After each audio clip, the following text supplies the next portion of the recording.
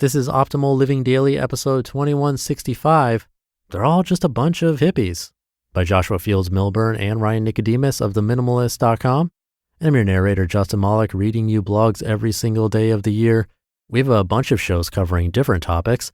Search for Optimal Living Daily in the podcast app of your choice and follow or subscribe for free to listen to lots of great content being narrated for you. And with that, let's get right to another post as we optimize your life. They're all just a bunch of hippies, by Joshua Fields Millburn and Ryan Nicodemus of the Minimalists.com.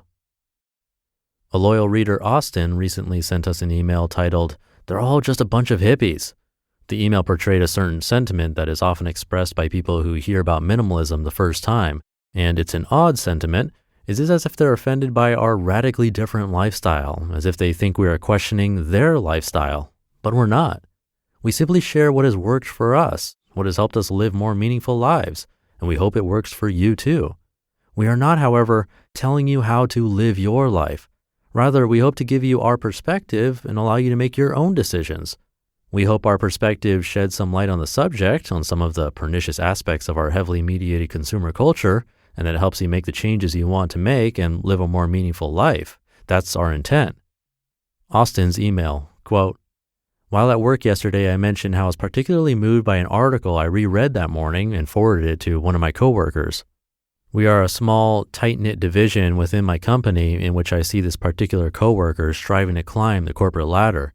This associate and I tend to see things similarly when it comes to finding an amicable and best-suited solution. He's always been very open to criticism and suggestions and uses them to determine the best course of action. I've learned to be more open to others' ideas from observing and interacting with him. He has told me he admires that I am so organized and keep lists, which, as he says, 90% of the most successful people do. Anyway, I shared with him your essay, Living with No Goals, and Leo's essay, Achieving Without Goals, because this concept had been on my mind. I expected that's an interesting perception. I know my first mistake was having an expectation, but instead he made some noise reminiscent of a dreaming dog and said, I can't read this. I just read the line, goals take credit for our accomplishments, and it's just sure, if you want to contribute nothing and just be merry living in San Francisco with no health insurance, no safety, they're all just a bunch of hippies. I was a bit astonished.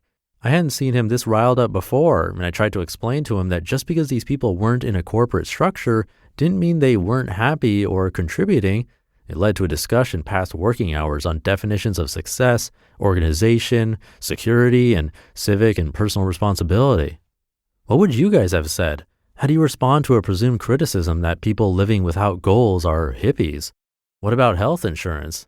I like feeling productive, and as an added bonus, it makes me great at my job, but I feel like I've heard you and Leo all suggest to-do lists and accomplishments should be redefined. What am I missing? End quote. Joshua's response. I have a few issues with the statement 90% of successful people keep lists.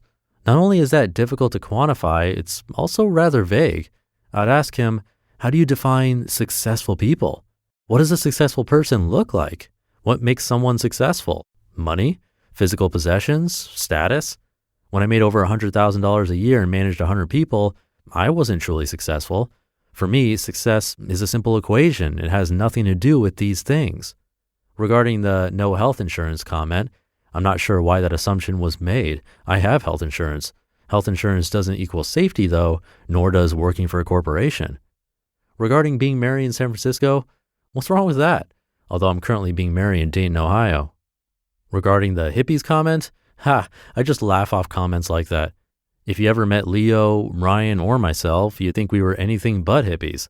The truth is that anyone who knows us, or any other well-known minimalists like Colin Wright, or Courtney Carver, or Joshua Becker, know we're far from hippies. Not that there's necessarily anything wrong with being a hippie, but that label is inaccurate for us. We're simply a small group of people who were dissatisfied with the status quo and decided to reject that lifestyle in favor of more meaningful lives. So how would I have responded to your friend? I wouldn't have. I don't try to change people's minds through just words. I do so through my actions. Everything we write about on our site is about our actions. It's amazing how many people who literally thought we were crazy or that we were joining a cult eventually came around and embraced certain aspects of minimalism. They saw the changes we made and the happiness we experienced, and the results spoke for themselves. I always suggest you start with yourself, and eventually people will notice and want to make similar changes in their lives.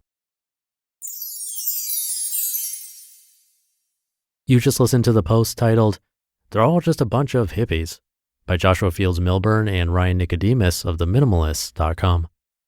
A rare Minimalist Sunday for you. I'll actually be back tomorrow with more minimalism content on our usual Minimalist Monday.